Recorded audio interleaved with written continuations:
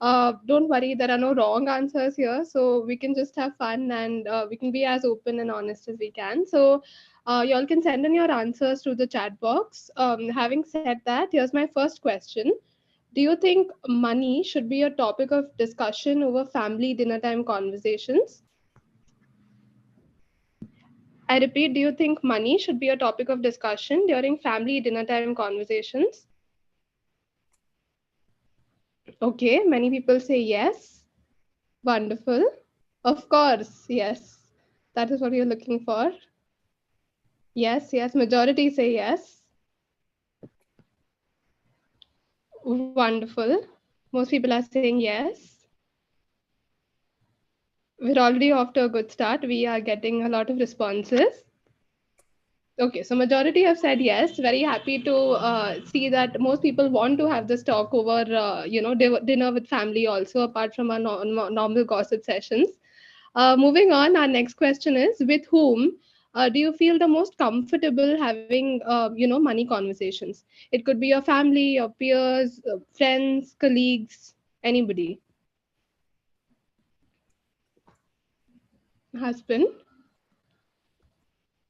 spouse. Many Since people are I have saying one, the ones who have husbands, I'm sure that's the case. If I hadn't had a husband, I would say probably my mother. family. Most people say family. Friends, good. Husband, father, great. So we are having some conversations, money conversations in the house also. Good. Spouse, husband, father, great. Nice to hear. Um, Siblings, friends, great. Friends, a nice topic to talk about with friends. Okay, so I now request Priya ma'am to launch the first poll.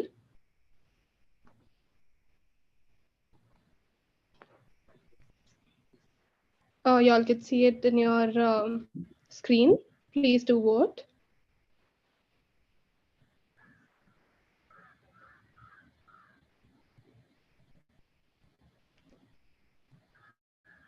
Okay, most people are voting for the last option.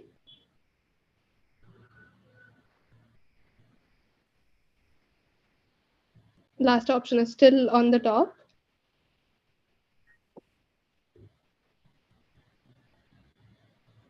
Okay. And the question is that did you have money conversations with your family while growing up? No. Okay. No, most people say no, which is something we have to change, right?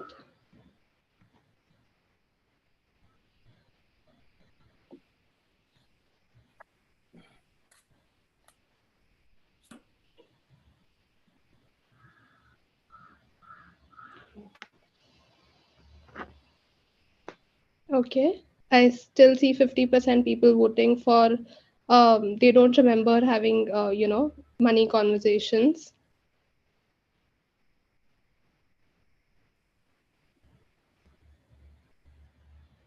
Okay, still the majority. Okay, I think we can now move on. I would like to request Simran ma'am to introduce the speakers. Thank you. So we have Anu Singh, the founder of, my apologies, Neha Singh, the founder of Womoneysta, and also Anu Seth, the co-founder of Pay It Forward. I will let them kick off the session, as they have a very important topic to talk about today: is how do we get started with money conversations? And obviously, stay tuned. We'll advance our level of learnings and sessions as we go along. But we thought this was the most appropriate first session to just get a sense of how do we get started with even talking about it. Over to you, Neha. Hi, everyone. Good evening, and welcome to the session where we're going to talk about something that we don't usually talk about, which is money. The idea of today's session is to warm into the idea of building our financial muscle, the idea of having these money conversations, which we usually avoid. And between Anu and me, our effort today at the end of the session today is that you go back feeling slightly more confident in starting those conversations with people around you. A little bit about me. I decided to put a picture, not a professional picture, because it's a topic which is very, very close to my heart. Why did I start talking about money? I come from 14 years of corporate experience. I'm a founder now of a platform called Womoneysta. It stands for Women, Money, Sisterhood. And the inspiration to actually get started, I've been managing my investments for so many years. But why did I decide to talk about this to other women? Honestly, it's because of that little girl that you see in the picture. I think she's my inspiration because I grew up in a time where women would not talk about money. And I want that to change for my daughter, honestly. And that's why we're on a mission to start talking about money, to empower women now to take control of their money so that when she grows up, this is a very normal conversation to have on the dining table. How we're doing this is through financial literacy. We're building a community of women investors. And we've also launched something called as financial planning exclusively for women. Handing over to Anu, who's my co-chair for today. Hi, Neha. Wonderful to know about your inspiration. And that's the right cause for all of us to come together and make a change and be part of the change. So a little bit about me. I started off as a software professional, but then on a career break, like many other women here, I flipped over to looking at my own finances and realized that nobody was really looking after the money that we got after all the hard work that we did. So from being a software architect to an accidental investor, I then got into financial coaching more because my children were of that age where they needed, where I felt very strongly that we need to speak about money. So I've set up Pay It Forward with my two dear friends and people with whom I speak money, and they are my financial buddies as well. And our vision is to empower every woman and youth to take responsible and independent financial decisions, to make money conversations part of our dining table conversations. How do we do this? We do financial education programs. We have given it a very structured and holistic approach. And we do this in an interactive and jargon-free method so that, people like you and me can easily get started. Just to say, I don't come from a financial background. So I still don't use too many jargons, and you'll see that along the way. So thank you for joining in this evening, and we'll take it up from here. Neha, I first wanted to know what are the thoughts you have around what are we going to talk about today? So, Anu, I thought at the end of it, like I said, I think the two things that we want to address today will be how can we start having money conversations, and the second one are, hey, listen, I mean, where do I stand when it comes to my money muscle, my money foundation? Is that currently broadly, what does my checklist look like? And is that currently healthy or not? So these were the two things that I thought we both should spend our energy on today before we get into different technical subjects around money, right? Yeah. So let's jump right into a few questions. I know you all have already done a poll, but I love to have a very engaged conversation. So please bear with me and use the chat box extensively over the next 40-45 minutes, because that's the best use of your and our time, right? So I wanted to ask everyone who's in the room today, do you all participate in your family's investment decisions? So we started by saying, is it important? Yes, it is. Do I do some of it? Yes. I wanted to hear from you in the chat box. Do you participate? One. And do you know your financial rights as a woman? Please tell me the answers to both these questions. You can write yes, no in the chat box. Yes, I'm participating. No, I'm not sure about my rights. Please go on. Can I request everyone to be on mute so that we don't get a disturbance? Yes, I participate. Okay, wait. Yeah. No to both. Yes, sometimes. Know my rights. Yes, I have some women who are answering yes to both. I love honesty here, okay? Tried to participate, but wasn't taken seriously. And I think this is not uncommon. I'm sure there are a lot more women who will relate to that in the room as well. Everyone does their own investments, love to participate, don't know my rights clearly. Typically, there are also these two questions which I would have loved for you to think about. Do you ask questions about insurance, succession planning, what's going to happen after? And do you feel confident in actually owning your money? A lot of women are earning their money, but when it comes to owning it, they don't feel that sense of confidence, right? So when we talk of financial education or financial literacy, as a woman, what does it give me? It gives me 4 things which are so important. Maybe you all want all 4, maybe you want just one, but what will this give you? Having an understanding of these questions. If I know my rights, I have a voice, I have dignity, I can ask for what is my right. If I am participating, that's a true equality in partnership.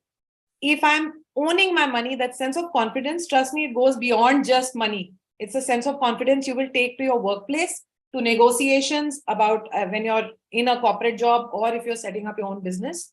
And finally, for a lot of us, this is super important. The sense of protection, the sense of security. Knowing about insurance, knowing about what's going to happen after is a huge and not spoken about topic in our society. So what does it give to us? What is this knowledge going to do? All these 4 things, depending on you, what you want to take out of it, right? How are we going to start this conversation is very important. So now we know why it's important for me to have this knowledge. But how do I get started? Anu, I wanted to throw this question at you. Where do you think one can start about talking about money? Yeah, Neha, that's a very empowering thought. And all of us would like to build our confidence on what you shared.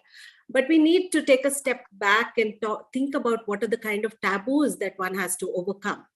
So have you ever sat down with your mom to discuss what is the best investment option? Or perhaps when you go to a party, there's always this categorization between the men talking business and women talking jewelry, perhaps. Have you stood in that party, and how awkward or how easy is it to be part of a money conversation happening in a boy gang? I often hear, why are you so obsessed? Can't we talk more fun things? It's almost like, there's no fun in managing money. But believe me, there is, once you overcome some of these taboos. They're not unusual, these are the things that we already know of, things that that create the glass ceiling, whether it's in your corporate careers or within your family. It's considered impolite. You feel like you don't know the subject. Maybe, even the Bollywood kind of projects it as a very, as if you're going to be the villain in it if you're going to think about money or talk about it. Especially for women, we take on so many responsibilities of caretaking for the family, and at our own work, we are already trying to balance those two. And sometimes we may think that this is not our job at all. But however, just trying to put that in perspective, we all start on an equal footing. So the reasons that we step back from looking after our money is that somewhere we are handling too much and we feel we are not equipped to do this. And you couple it with, responsibilities of motherhood, and you are just grateful that the man is taking care of at least one thing. And that if you get started, maybe that's going to fall into your bucket as well.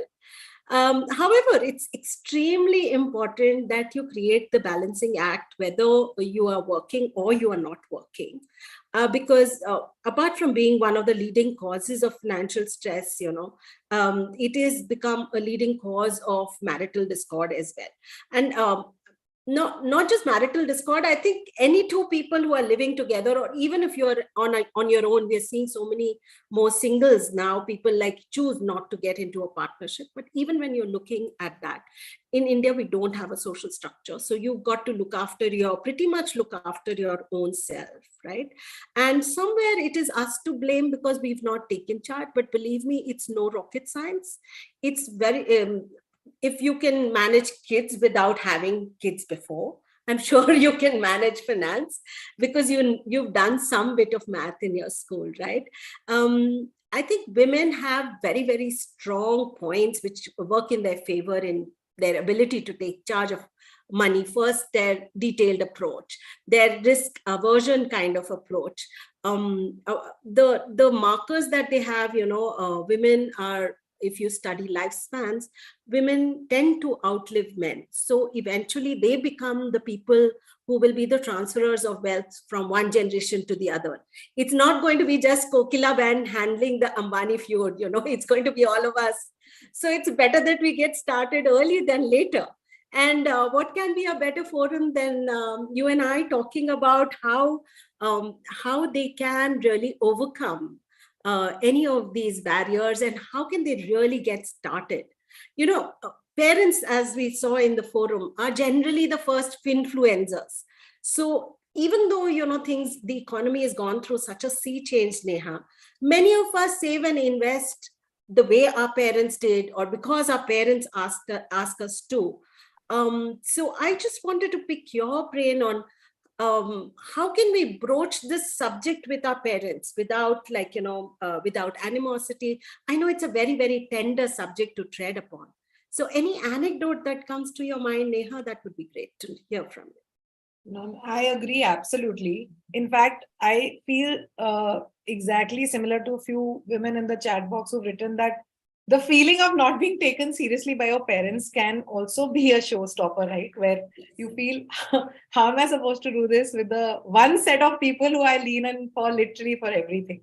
So let's start by talking about the first influencers or finfluencers. These are the original finfluencers, by the way, in our lives, who, by watching them, we imbibe some values about money, wealth, feelings about money, wealth. So, Anu, and to everyone, I mean, very candid confession, in my house as a young girl, I don't remember ever having money conversations on the dinner table. Okay, forget that. I think money as a topic of wealth or what is asset building, it was not in the agenda only, right?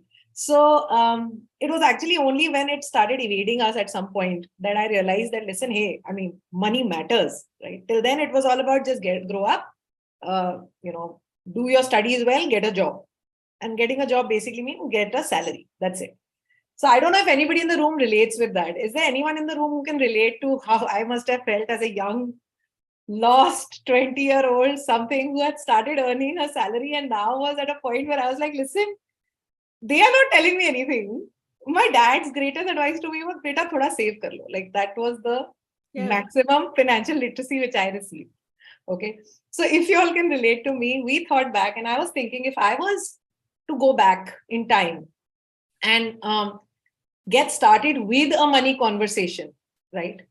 What would be those aspects which I would like to, what would be those questions, let's say that, which would help me start opening up this conversation in our family? And I just put down, a few of these questions here, which maybe someone in the room today might benefit from, right? So the first thing, Anu, I feel is money is more than return on investment. Money is an emotion. And we all feel something about it. So I feel it's always nice to start having the conversation on a softer aspect with parents or with someone with whom it's something you've never talked about. And the first thing which struck me is to talk to my mom and my dad and say, listen, what was your bachpan like? What was your childhood like? And what did money mean to you guys, right? When you were young. So what were those values, beliefs that you all are carrying? Maybe I'm also carrying those now. What was the biggest risk that you all took?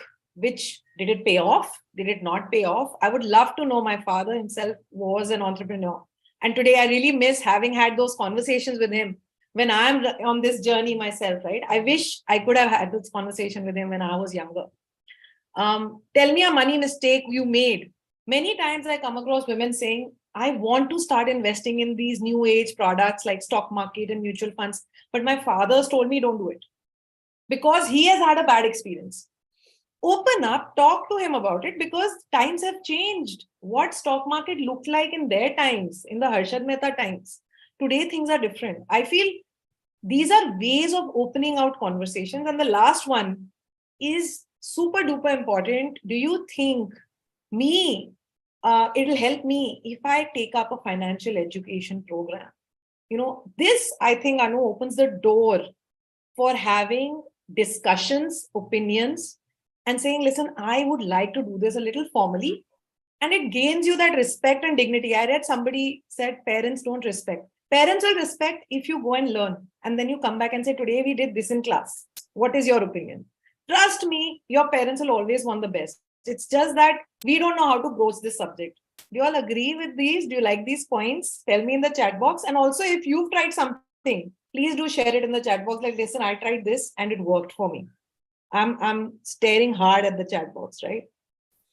I'm waiting. Let's see.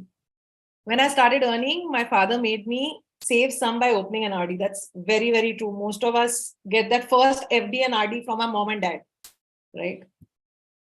But unfortunately, they go on the negative trip, how difficult it was and how easy it came for me. I think as a parent, I can tell you this sense of entitlement. Every parent feels it's okay, it's normal. Just, we all feel we're doing our best, okay?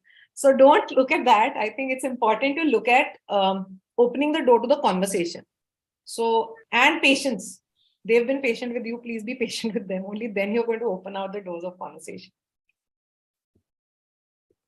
But that changed after marriage. Okay. Maybe we'll talk about marriage in the next one. I have fallen into the habit of handing over. This is the difficult one to crack, right? Handing over because Papa is taking the lead and Papa will not listen to me. So might as well just hand it over to Papa. No, Anu, I think this is a common one, right? This is a very common one. And I think most of us kind of depend. See, he's a father. It's a parental figure and you kind of trust their judgment. But the world, I think the whole economic scenario is extremely dynamic and there are many other options available. And even if you I'm not saying that you've got to be the person who's signing the check or actually doing the investment, but you've got to be in touch with what your money is doing. And that's extremely important.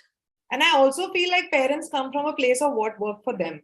Just a quick tip, if anyone has not picked this book up, please do pick up this book called Psychology of Money. The first chapter beautifully explains how we all try to do the best that we can do in the times that are relevant to us, which is a big reason why your parents are giving you the advice which was relevant to their times, right? So real estate and the FD, all this mindset worked in their generation. So just pick this book up. I think it will help you to realize and pass on the legacy. Please also, whoever is a parent in the room has a young child, please remember that please listen to your child when they're talking about crypto and not saying ki beta tumhe kuch nahi aata, FD kholo, right? So this is both ways. Moving on to the next very important relationship, Anu. I wanted to pick your brains on this one. How to have this conversation with our partners, our spouses. Oh wow, yes, I've got 26 years of sharing here, of course. So on the onset, let me agree that financial partnership is hard. Whether it's between a parent and a child, like we saw when, some people were discussing on the chat in the previous one, or whether it is with your partner, or even if it's not marital, even if it's a live-in relationship, it is a difficult one. It's like going from being an individual contributor in your project to becoming an effective manager. Right. And we all know that managing a team or being a manager involves a lot of soft skills also. Add money to it, it becomes an extremely touchy topic. Often, this person is coming from different experiences and different backgrounds and different money memories. And remember that money is just a resource that we are using, but it comes very tightly coupled with a lot of emotions. There may be someone who's made a loss in their past, and so there will be a loss aversion. They may not be willing to take on any kind of risk, or there are people who may get sleepless nights if their bank balances come down, like you and me. So different money behaviors and different money backgrounds is what we walk into a relationship with. And just like money, just like kids, I think money is a very common talking point, and we should take that up. But some of the challenges that I see people face, I hear this very often. My husband takes care of investments and I take care of shopping. Have any of you fall in there? Have you heard that, Neha? And literally, when I hear it, I really do this. No, okay, physically I don't do this, but my eyes, I'm sorry, but my eyes, they just give in. And that person is then, they're like, she didn't laugh. She didn't find this funny because I'm not finding it funny. And I'm just looking at them like, this is wrong, right? Yeah, so I'm glad, Srilata, that you're not doing it. I don't think any of us should do that, because I think as women, we are part of the spending plan. We know which tuition the kids to send to. We know what are the bus fees. I think this is a given that, we take care of a lot of the family expenses. We take care of parents, children, even if running the house, whatever be the house would put, and the caretakers of the family, including the house helps. I think as women, we all know their life stories far more closely. Think about future plans. I mean, you probably had a conversation with your spouse about what should be the future goal, what kind of house that you want to buy. So why not get involved even in financial decisions? Normally, if you were to buy a house, probably both the partners would go discuss, and the wife would be choosing what kind of layouts that she likes. Or you go to buy jewelry, there is an equal participation. But when it comes to a financial decision, a non-physical decision, very often we find that, either women are not involved or shy away. And connecting the two to how does one really approach the subject? First and foremost, do not assume that the guy knows better. Share your own fears with them. Try and understand where your partner is coming from. And as your money equation changes between the two of you, I'm sure you'll be able to strike in a conversation. It's always said that when there is a will, there's a way. And definitely when there's a woman's will, there is definitely a way. So you will be able to figure out, and some of the pointers we thought that you can use is, talk about your own self. What were your fears about money? And sometimes, okay, this is something I felt very strongly when I was on a career break. There's a sense of insecurity, even though, there's sufficient money, but every time I have to take it out from a source which I've not provided for, I would feel a sense of guilt. It took me a few years to overcome that. But hey, I'm an equal contributor. I'm contributing, maybe not in way of money, but I'm contributing in the way of taking the family forward. So sharing those fears and giving a voice to what are your own reasons became a useful conversation with my spouse. And I would like to know what you guys do and how do you bring about these conversations at your families. Any thoughts on the chat box would be welcome. One of the things which I come across, and maybe I'd love for everyone to share, is it that you feel, I did see a lot of women saying that, when we ask a question, we get a very jargonized answer, and when we feel a little intimidated, and then the conversation kind of stops there. Yeah. So my 2 cents, and I wanted to hear from you, Anu, as well. So my thoughts on that is that there is no replacement for going back and learning a little bit, and also opening that conversation saying, listen, I would love for us to know a little bit more about this together. Would you be interested in telling me about it? I don't know if that's something which a lot of us go and ask. Maybe I'm getting this wrong. What is your view on this, Anu? Neha, I think I'm seeing increasingly a lot of men want their spouses to participate, because remember, 2 heads are better than 1. And given our busy lives, and given that all of us are driven towards professional excellence, this is one factor which sometimes gets neglected. So, if you have a finance buddy in your own spouse to share and speak about it, there can't be a better solution, because it's a common area of interest. What works is that you segregate the money a little bit and have those rules set up for yourself, so that none of the parties feels either bullied or nagged or things like that. So we'll talk about those rules in a bit. That's a great one. I just remembered one point here from one of our tribe members, what she shared with us. She said, between my husband and I, whenever we're debating about some point, like where to invest, we just say, listen, you get X amount of money, I get same amount of money.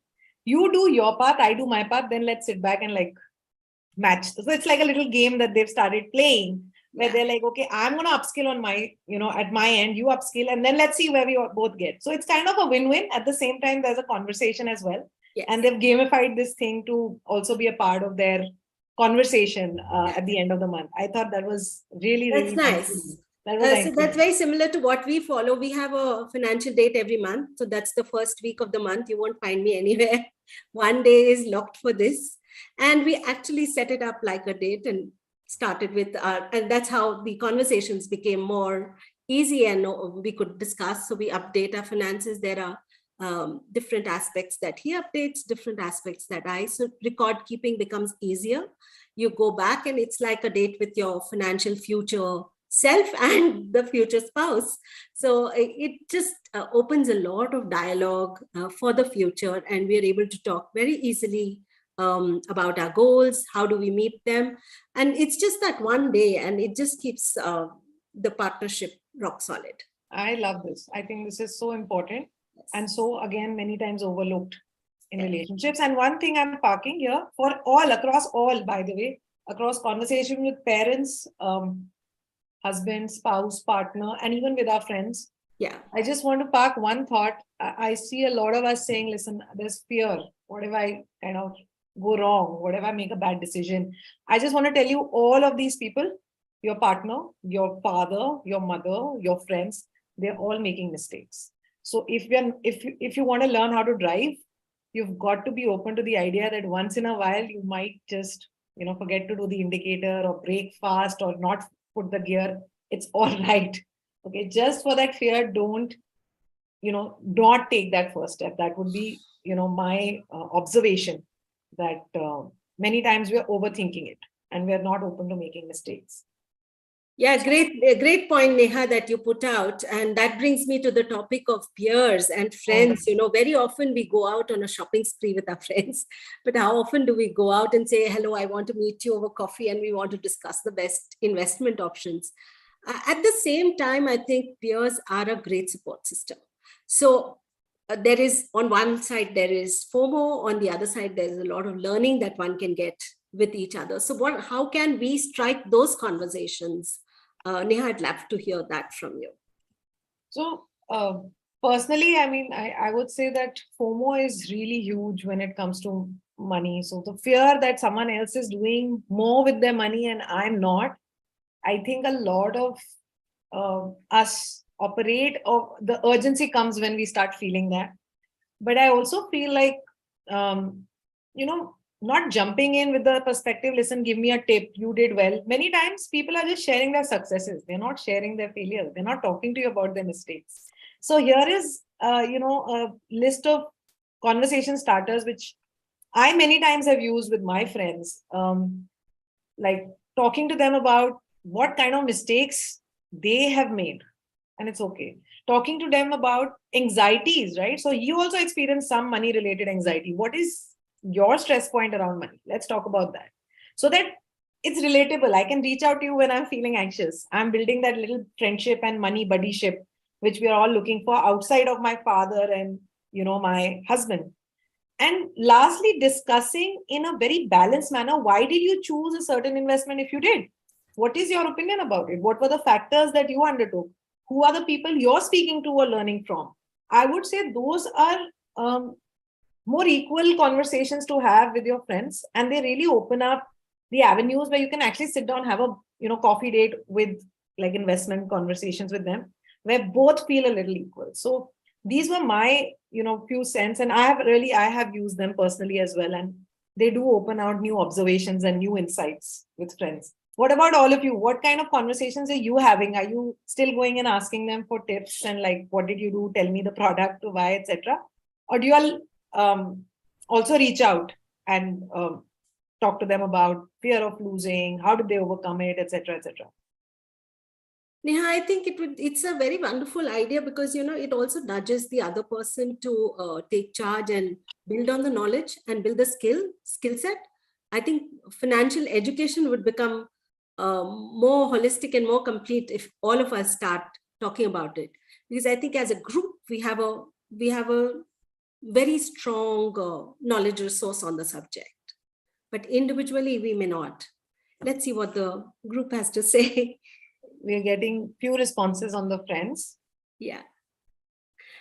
Let's move on. Let's move on to the next thing. You often speak about having a financial muscle. So what is this financial muscle and which part of the body is this in?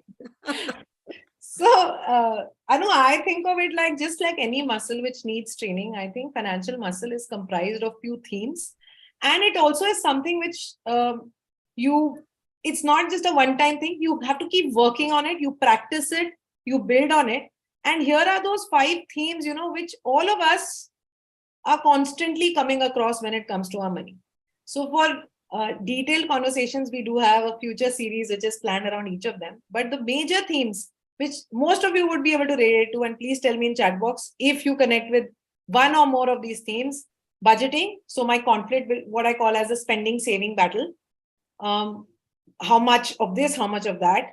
Protection or security, so emergency funds, insurance, borrowing. Loans are a big part of our life, right? It could be credit card, it could be a home loan, car loan, all of those factors. Investment, of course, a lot of us want to grow our wealth. How do we accumulate or make sure that we're comfortable in long-term goals like retirement?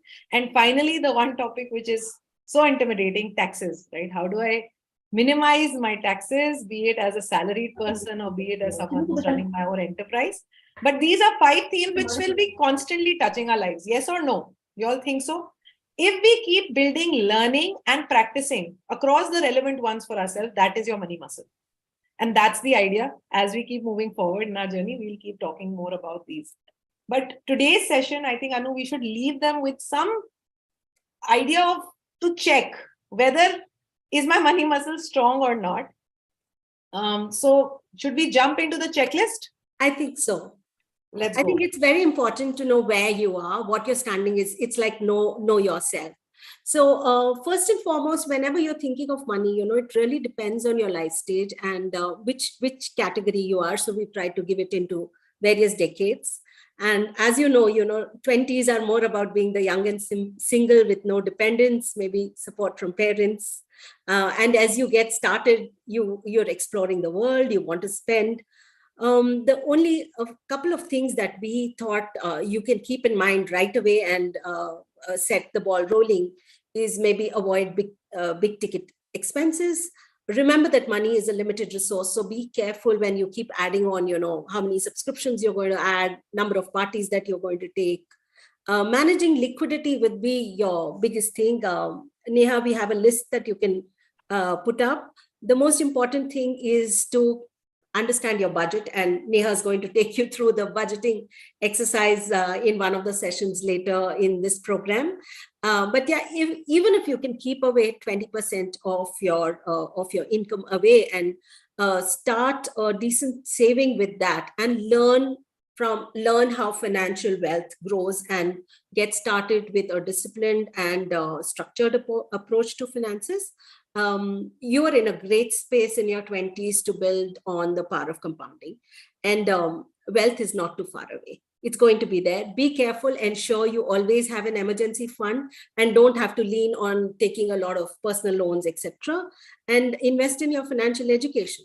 As you move from the 20s to the 30s, this is a decade of change. Your family structure will change, your roles and responsibilities often, I'm talking about a classic lifestyle. Maybe you'll want to take on higher education or progress with your family and other things. This is also when your career is kind of stabilizing, etc. So in this busy phase, generally expenses will shoot up, and we see a lot of people banking on loans and taking a lot of loans to just bridge their everyday expense. I would suggest go back to what we've discussed in the 20s, the budgeting, etc. And then, then start accumulating towards your life goals, whatever you have chosen, whether it's your children's education, whether it is your retirement, start planning for that. And we'll be discussing about that. Insurance, and in these early years when you have limited resources, I think insurance plays a very significant part. So when you don't have dependents, ensure that everyone needs health insurance. So you've got to have your own health insurance. As dependents come into your life and you have a slightly bigger picture, you need both health insurance and life insurance. Don't go only for the tax saving perspective, but ensure that you have adequate life insurance. track your loans. Don't like overstretch yourself, because then the debt ladder catches up. Partner with a financial advisor. We often see people in their 40s and 50s with financial advisors, but I strongly feel that if you start on the right track early on, you can really benefit from compounding and getting a very, very efficient financial plan in place. There are certain special situations that we should think about. If you are a freelancer, then your emergency fund will be a slightly larger sum of money, because your income may be sporadic. You'll have to be better prepared on how the cash flows are going to work. On the other hand, in case you're a stay-at-home moms, like we see a lot of women in the 30s, please do not stop looking into your finances. Keep track of them. Participate with your family members and ensure that you know what is going where. Do not just blindly sign on any paper. And remember, you may be very responsible. So I'll give you an example. This happened with someone I know. When they were both working, all of the ladies' income was going towards household expenses, and they had invested into a property, and the guy was taking care of the EMIs. Now, when they had a child, it is a challenging time looking after babies and sleepless nights, etc. So over the 6-7 years into the marriage, she asked for a divorce, and at that point, because she was working, the courts did not allow her any occupation of the house, because the EMIs were not paid by her. The EMIs were being paid by her husband. So it showed as going from her income, whereas going from his income, whereas her income was being used for the household expenses. So she wasn't even entitled to a maintenance fee for herself. Of course, she got maintenance for her son and all. But you just land up into a financial mess when everything's going rosy. It's rosy. It's only when there is some distress that one needs to be prepared for. And it's always better to be prepared in advance than being in the situation. There are some different challenges in the 40s and the 50s as we get up towards retirement. Neha, why don't you walk us through that? Sure.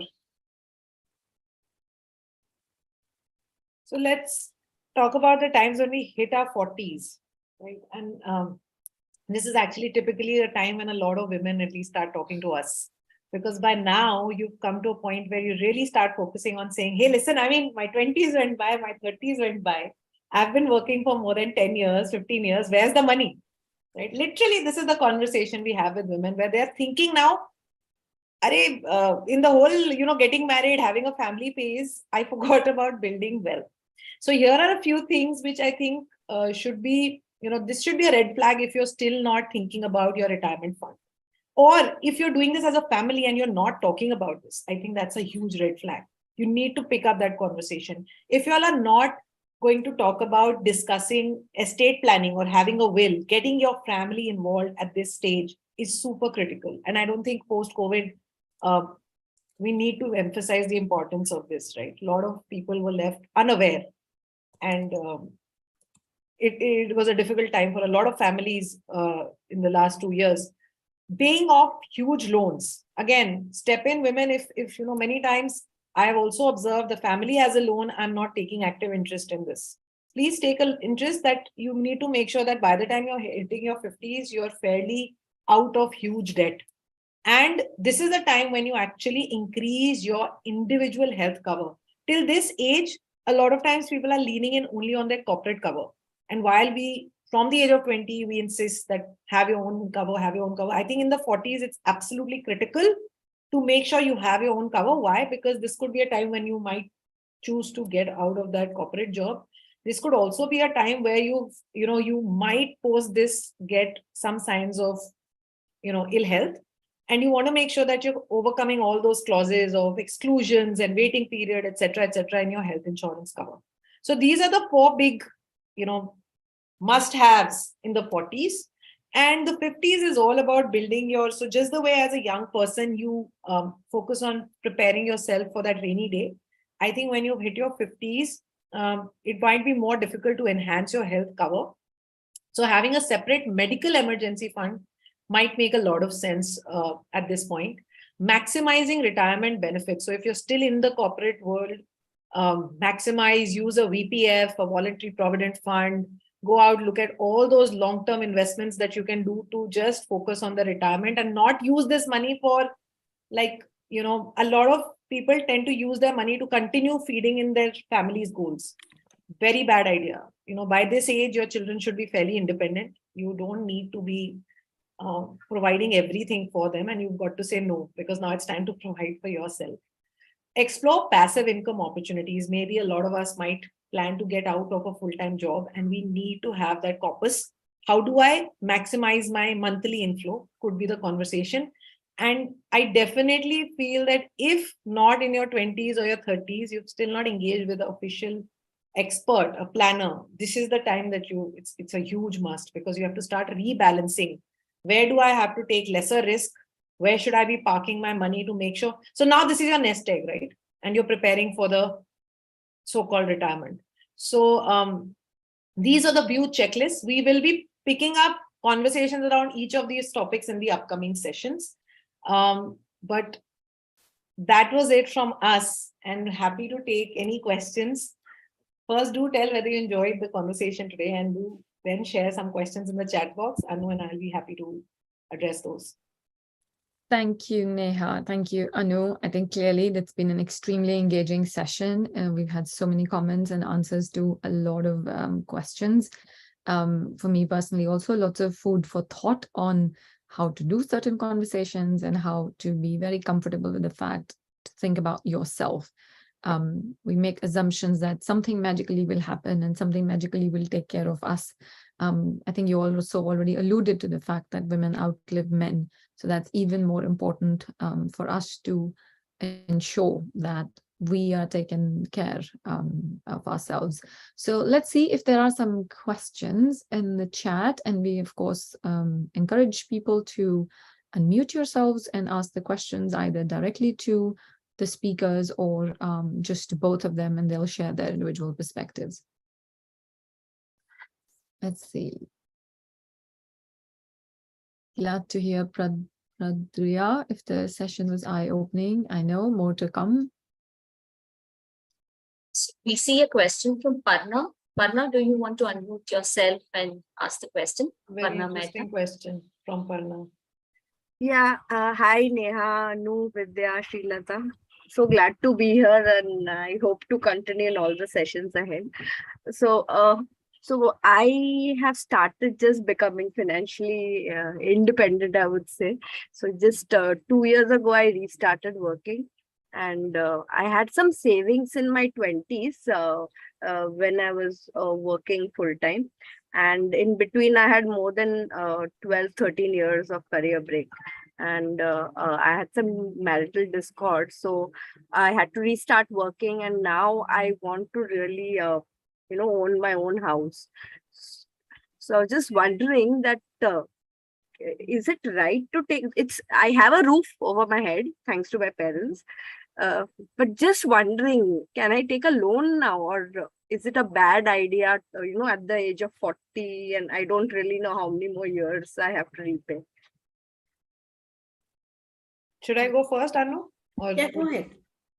Okay. So, and I'm operating from a place of, I don't know fully your information. Right. But let me take the chance or the risk of sharing what I would feel about this. If having that roof on your head is a huge emotionally, it's a huge thing for you. I would like you to get into the math of this and do the calculation. How much loan would you really need to take?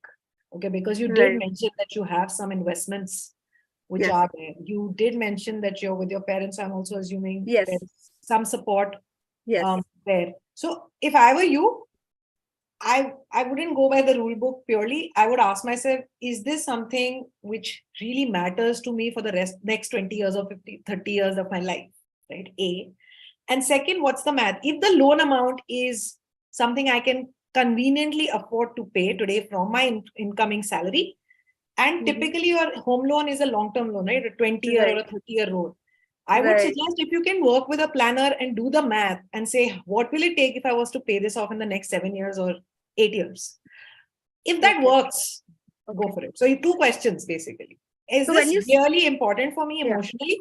And can I pay this off in the next 7 to 8 years? This would be the way I would have approached this problem. So I'm going to open it for Just to add to what Neha said, I would add a third angle. Look at what are the other life goals that you may have a commitment towards. Like, if there is a child in the picture, and really you need to work out on your cash flow. So to that extent, Neha is absolutely right. I would strongly recommend that instead of jumping into this all alone and doing the math, that you please take the benefit of having a financial advisor. There are many available. We have Neha also here. So that, you have a more structured plan, which will look at everything from a 360-degree point of view. You'll get a better understanding of how you can make this decision happen. Sure. Thank you so much. Great question.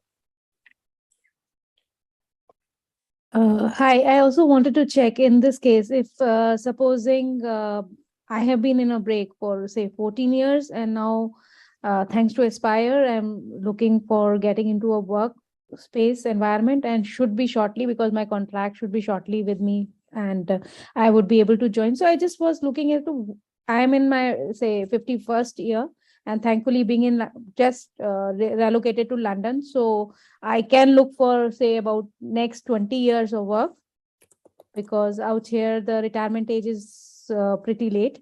So I was wanting to know what kind of investments are we looking at that we can go into at this age, and what would be the returns? I think it's very, Neha, shall I take this? Yeah, please. I think it's extremely important to have a one-on-one conversation, because, even though I can suggest you what you should do, but that will come with a lot of assumptions on what your risk profile is, what your risk appetite is, what kind of surpluses you are able to generate. So, from being a narrative problem, we need to convert it into a mathematical problem and then look at the solution with numbers. Right. And I think it's absolutely possible. So there are avenues for investing available in every asset class, whether you want to do real estate, you want to do debt, you want to do equity, or you want to blend all of it. But it requires us to get on a more detailed conversation. Actually, the reason why I brought this subject up is I think it would help all of us if we can have more meetings like this, where we can actually discuss finances and maybe share the returns and make us, me being in the same situation, I used to work and I was from the financing field. I was a banker myself. And then for 14 years, I did nothing but just to raise my kids. So feel currently quite outdated with the financing aspect, and now I'm just rejoining and I am trying to get up and get back into the financing field and learn as I get into the job profile.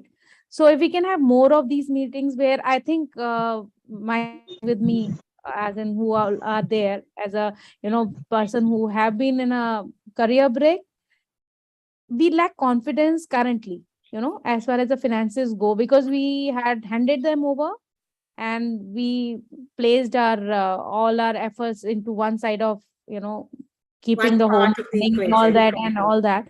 And now that it is something which you feel like outdated, and it's very difficult to open your mouth and discuss something, and you might just not catch on, and you would be laughed at. That kind of a scenario is there. Because where you coming from is a very outdated version. So we have more of this collated effort of pulling each other up and getting to know what are the different options, what is happening in the market currently. It would help all of us. So definitely, I think as a community leader, I'll take the liberty to answer that question. So firstly, I think Vanshika, thank you for that feedback. Sorry, I'm logged into my daughter's thing. I'm Mani Gupta. So Mani, thank you so much for that feedback, because we were going to, of course, ask this question towards the end of the session, which is very soon, that share with us what other things you would want us to talk about and, other topics to address. So so we will get into the details, just in a couple of weeks. Today was the first session just to kick off the conversation. You're absolutely right. I think Neha touched that right at the beginning, that we want to be in conversations with women, whether it's lunches or coffees or wherever we are meeting. We're talking about our wealth. In the launch session, I said, I'm not interested in talking about the icing on the cupcake. That's the byproduct you buy from the money. We want to talk about it, how my wealth is doing, is, how my wealth is up or down, and where all am I investing.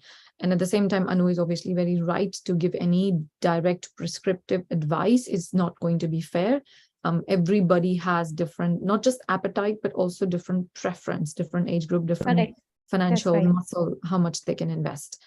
So reach out to these leaders who would be happy to at least give you some direction, and also look out for our social channels and also website, where we will be very soon putting all content in as structured manner as possible for you to start sort of learning as well on your own. While advisory, taking personal advice is always helpful, but there's a lot of self-learning as well you can do to get to know more yourself. I'm also not from finance, like Anu. I'm in the tech sector, and looking from it outside in past couple of years, I can definitely share with you that the first step in the journey is knowing yourself. Then getting to the conversations, and then going into, okay, how I would like to, diversify my portfolio. So if I have decided to make some investments, I've thought through how I would like to diversify, because that's my personal preference of doing it. So when you also seek advice, it's also important for the advisor to know a little bit about you. And the more you know yourself, I think the advisors can give you a better advice as well. That's great. Actually, self-learning is something which would actually help us, because now I have tried to get up, and with that I'm trying to go to the podcast and everything, and trying to TED Talks and get yourself into the flow, because you can't just jump right into the deep end. Correct. So we'll also share some content, and obviously the feedback from community. If you find something useful resource, please send us an email, and we'll share it on our all public platforms. Okay. Right. So thank you very much again. Once again, a really great feedback, and thank you both, Neha and Anu. Just in the interest of time, we have 2 minutes left, and Neha and Anu are sharing their websites, their social channels. I know Neha does some fantastic reels. A lot of it you can just learn from there as well, just on mindset shift as well. Go check them out. Give her some love on social channels. Give She Knows Money some love as well, and you'll learn a lot already. From in terms of how to think differently for yourself. I would like to request Priya to please launch our closing poll question, and then after that, Vidya will take over. Thank you.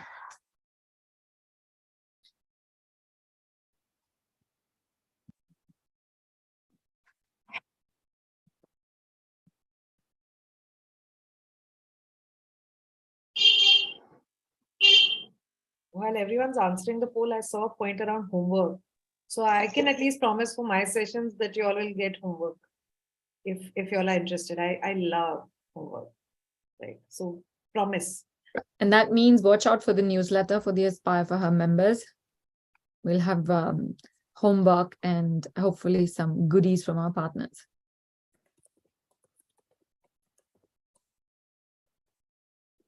There were a lot of questions we couldn't take today, but ladies just saying there are many sessions, so we will be addressing. I saw some very specific questions around prepayment of home loan, etc. I think Simran has planned a lot of sessions coming up on each of these topics. So